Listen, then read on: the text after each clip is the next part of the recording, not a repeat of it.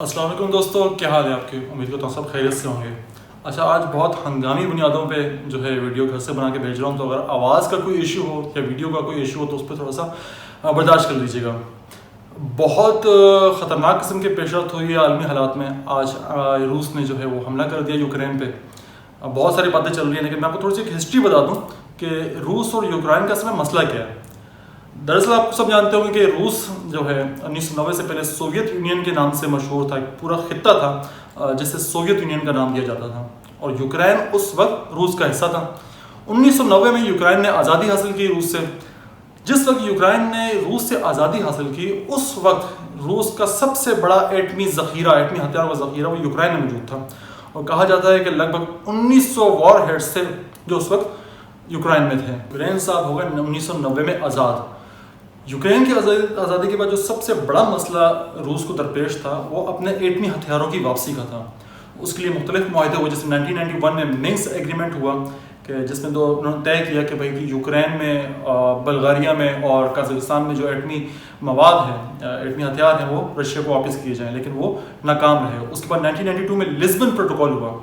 لسبن protocol معاہدے کے آڑے جو ہے یوکرین کی پارلیمنٹ آ گئی کہ ان کے جو کچھ پولیٹیشنز تھے، ان کا نہیں خیال تھا کہ ہمیں رشیا کو ان کے ہتھیار واپس کرنے چاہیے، کہیں ایسا نہ ہو کہ ہمارے خلاف استعمال ہوں۔ اس کے بعد جو ہے 1993 میں مسانڈرا ایکارڈز ہوئے۔ یہاں سے کہانی چینج ہونا شروع ہوئی۔ مسانڈرا ایکارڈز کے بعد جو ہے یو ایس اے اس کے اندر کود گیا۔ یو ایس اے نے رشیا کی ضمانت لینا شروع کر دی کہ بھائی آپ ان کو واپس کر دو یا آپ کو کچھ بھی نہیں کہیں گے۔ اچھا، یہ بھی آخر میں جا کے جب ناکام ہو گیا تو پھر ٹرائی لیٹرل اسٹیٹمنٹ کے نام سے 1994 میں ایک ایسا پیک تشکیل پایا یا ایسا ایک معاہدہ تشکیل پایا جس میں یو ایس اے کے ساتھ یو کے بھی شامل تھا۔ یوکرین کو جو ہے یاد کروایا گیا کہ بتایا گیا، تسلی دی گئی کہ آپ کو نہ صرف سہولت دی جائے گی ہتھیاروں کو ڈسمنٹل کرنے کے لیے، پیسہ دیا جائے گا، بلکہ آپ کی حفاظت کی ذمہ داری بھی اٹھاتے ہیں۔ ہم آپ کی حفاظت کی ذمہ داری اس طرح سے اٹھاتے ہیں کہ رشیا آپ پہ حملہ نہیں کرے گا، ہم اس کی گارنٹی لیتے ہیں۔ یہاں سے معاملات جو ہے پھر رشیا کے لیے بہتر ہونا شروع ہوئے۔ ایک ٹریٹی سائن ہوا جسے جو ہے ہم کیا کہتے ہیں، بداپیسٹ میمورنڈم کے نام سے جانتے ہیں، کہ اس میں سب کچھ طے پایا کہ تمام اسلحہ وغیرہ جو ہے وہ رشیا کو دے دیا جائے گا جتنا بھی ایٹمی ہے، اور پھر آہستہ آہستہ کرتے کرتے 1996 تک تمام ایٹمی ہتھیار رشیا کو واپس کر دیے گئے۔ اور میرے خیال میں یہی وہ دور تھا کہ اب یوکرین کی تباہی کا آغاز ہو گیا۔ یوکرین کی عوام کو معلوم پڑ گیا کہ یار یہ تو معاہدہ تو ہو گیا ہے رشیا کے ساتھ، لیکن ایک بہت تاریخی طور پہ لگا ہوا تھا رشیا کے ساتھ۔ یوکرین آف کورس ایک حصہ رہا ہے رشیا کا، تو زبان ایک، کلچر ایک، تو وہاں جو بھی حکومت آئی یوکرین میں، بھلے وہ یورپ کے ساتھ تھے لیکن اس کی ہمدردیاں رشیا کے ساتھ رہتی تھیں۔ نتیجہ یہ ہوا کہ جتنی حکومتیں آتی رہیں متاثر رہیں رشیا کے ساتھ۔ خطرناک موڑ کب آیا؟ خطرناک موڑ آیا سن 2014 میں، جب وہاں کی عوام نے رشیا کے حمایت یافتہ وکٹور یانوکووچ کو برطرف کرا دیا، حکومت سے گرا دیا۔ تو نتیجہ کیا ہوا؟ نتیجہ یہ ہوا کہ رشیا کریمیا میں اتر آیا۔ کریمیا بہت ہی اہمیت کا حامل شہر ہے، یہاں پہ بلیک سی سے پورٹ ملتی ہے۔ بلیک سی وہ سمندری رستہ ہے جو رشیا کو یورپ سے ملاتا ہے۔ رشیا نے اپنی فوجیں یہاں داخل کر کے اس کو یوکرین سے الگ کر دیا۔ اس پہ بہت احتجاج ہوئے، یورپ پورا اٹھ کھڑا ہوا، اور امریکہ اور برطانیہ کی جانب سے یاد دہانی کرائی گئی رشیا کو کہ یار تم نے تو 94 میں بداپیسٹ معاہدہ کیا تھا ہمارے ساتھ کہ تم حملہ نہیں کرو گے، یہ تم نے کیا کر دیا۔ اس پہ رشیا کی جانب سے بڑا بہترین جواب آیا۔ ان کا جواب یہ تھا کہ ہمارا معاہدہ ہوا تھا الیکٹڈ حکومت کی ہم نہیں گرائیں گے، اس کے خلاف جنگ نہیں کریں گے، لیکن ابھی جو حکومت آئی ہے یوکرین میں ہم اس کو الیکٹڈ مانتے ہی نہیں ہیں، تو احتجاج کے ذریعے جو ہے پروپیگنڈا کر کے لائی گئی ہے، لہٰذا اس کے خلاف تو ہمارا جو حملہ ہے وہ بالکل جائز ہے۔ نتیجہ کیا ہوا؟ کچھ دیر کا رولا دولا ہوا اور سب خاموش ہو گئے۔ نتیجہ کیا ہوا؟ نتیجہ یہ ہوا کہ یوکرین نے اپنا اٹوٹ انگ، ایک بہت ہی امپورٹنٹ پورٹ رشیا کے ہاتھ کھو دی۔ اب یہاں سے رشیا کو جو ہے بہانہ مل گیا۔ اگر آپ دیکھیں کہ پچھلے کوئی ایک سال سے رشیا کی پوری کوشش ہے کہ دوبارہ سے سوویت یونین کو بحال کی جائے۔ قازقستان کے احتجاج دیکھ لیں، آذربائیجان کے ساتھ ہونے والا معاہدہ دیکھ لیں، جارجیا بیلاروس میں اس کا اثر رسوخ دیکھ لیں۔ اب 2 دن پہلے ولادیمیر پوتن نے 2 ایسے علاقوں کی خود مختاری کا اعلان کر دیا جہاں پہ کافی عرصے سے رشین قوم پرستوں کا زور و شور جاری تھا کہ کس طرح یوکرین سے الگ کیا جائے۔ ان میں سے ایک شہر تھا لوہینسک اور دوسرا تھا دنیسک۔ یہ دونوں بہت ہی اہمیت کے حامل ہیں انڈسٹریل کے حوالے سے۔ سمجھ لیں کہ یہ ایسا ہی جیسے پاکستان کے لیے کراچی ہو جائے۔ یا کراچی پورٹ اور گوادر پورٹ ہو جائے، سمجھے کہ 2 پورٹوں جتنی اہمیت کے حامل شہر رشیا نے ان کے لیے آزادی کا اعلان کر دیا.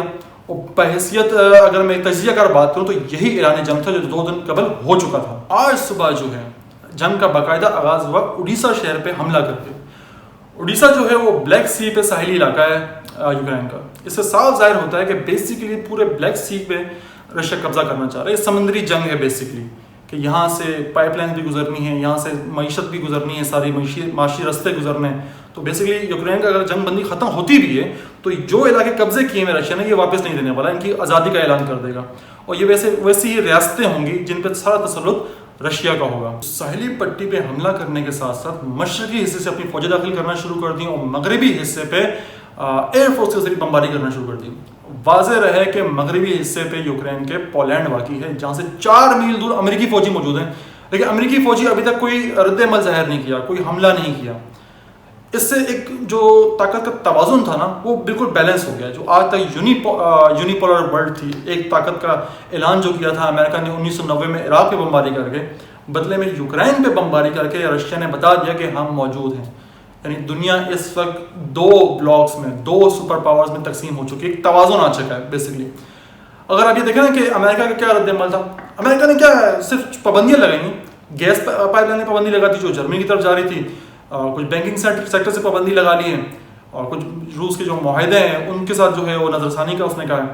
اب بینکنگ سیکٹر کی جہاں تک بات ہے تو اگر آپ کو یاد ہوگا کہ ونٹر اولمپکس ہوئے ہیں پچھلے ماہ، وہاں ملاقات ہوئی تھی صدر پوتن کی اور چائنیز پریزیڈنٹ کی، جہاں پہ یہ طے پایا تھا کہ ہم متوازن، مطلب کہ اس کے مقابلے کا ایک اور بینکنگ نظام لے کر آئیں گے. اگر امریکہ پابندی لگا بھی دیتا ہے، بہت سیریسلی اس پہ کام ہو بھی جاتا ہے، تو بیسیکلی یہ چائنا اور رشیا کے لیے فائدہ کی چیز ہے کہ وہ پروگرام یا وہ بینکنگ نظام جو شاید 2 3 4 سال بعد لانچ ہوتا وہ اب جلدی لانچ ہو جائے گا. ایسا مجھے نہیں لگتا کہ عالمی طاقتیں اس وقت اس پوزیشن میں ہیں کہ اتنی سخت پابندیاں لگائیں اور چائنا اور روس کو ایسا ایک موقع فراہم کریں جہاں وہ وسطی ایشیائی ریاستوں اور ہو سکتا ہے پاکستان، ایران، انڈونیشیا والے بلاک میں بھی یو نیور نو ترکی کو بھی ساتھ ملا کے ایسا بلاک بنا لیں جو نئے بینکنگ سیکٹر کی طرف جائے. ہو سکتا ہے کہ اسلامی دنیا کو لالچ دے دیا جائے کہ سود سے پاک نظام ہوگا، تو جتنی بھی اسلامی دنیا ہے اس کو ایک بہانہ ہی مل جائے گا اس نظام میں شامل ہونے کا. کیا یہ تو دیکھو ہمارے مذہب سے قریب ہے، وہ سودی نظام ہے، تو اس طرح پورا ایک برین واش کر کے ایک سافٹ پاور کے ذریعے جو ہے رشیا نیا بینکنگ نظام لیا ہے، تو پھر اس کو امریکن کی پابندیوں کی ضرورت ہی نہیں رہے گی. آج صبح سے جو سوال سب سے زیادہ پوچھا جا رہا ہے کہ کیا تیسری جنگ عظیم شروع ہو جائے گی؟ مجھے نہیں لگتا. جب تک نیٹو اس میں نہیں کودے گا تب تک تیسری جنگ عظیم کی بات کرنا خام خیالی ہے. ویسے ہی ہوگا جیسے کریمیا کے دور میں ہوا، کریمیا کو انیکس کر دیا، شور شرابہ ہوگا اینڈ دس اینڈ دیٹ ہوگا، بس معاملات ختم ہو جائیں گے. بیسیکلی یورپ جو ہے وہ قوم پرستی کی طرف جا رہا ہے. یوکرین والے قوم پرستی کی طرف سے ملتے بھی نہیں یورپ سے.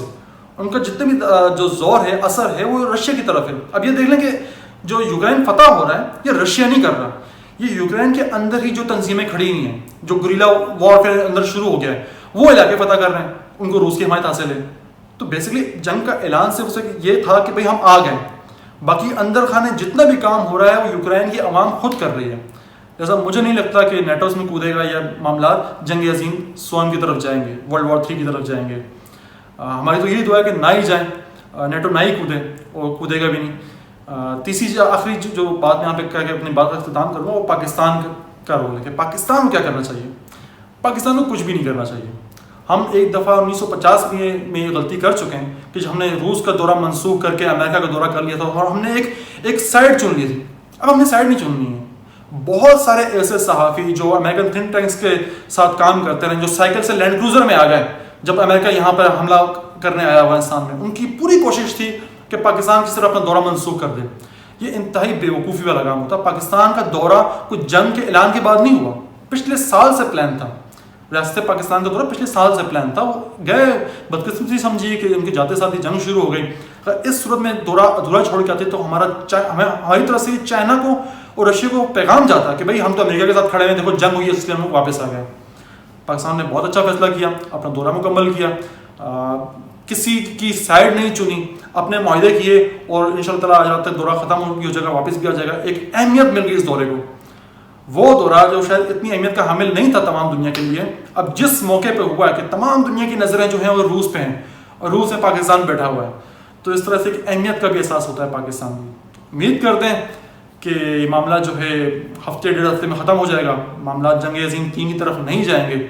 یوکرین کا کچھ حصہ رشیا کی طرف آ جائے گا, جو باقی بچے گا بھی تو اسے سبق حاصل ہوگا کہ اپنی داڑھی کسی دوسرے کے ہاتھ میں نہیں دی جاتی.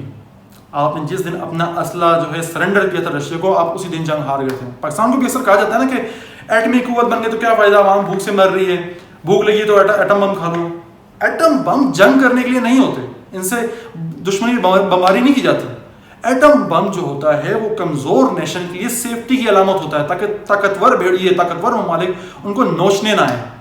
پاکستان کا ایٹم بم اسی طرح کی ضمانت ہے ہماری حفاظت کا, کہ آس پاس کے ہمارے بھیڑیے ہمیں نوچنے کے لیے نہ آئیں. امید کرتا ہوں دوستوں اپنی بات سمجھا سکا ہوں گا کہ کیا پس منظر تھا یوکرین کا اور روس کی جنگ کا, اور اس میں ہمارے لیے سیکھنے کے لیے کیا ہے. بڑی بہترین کہاوت اردو کی آخر اور پھر کہوں گا کہ اپنی داڑھی جس دن آپ نے دوسرے کے ہاتھ میں دی اسی دن آپ جنگ ہار گئے. اپنا بہت خیال رکھیے گا. اللہ حافظ.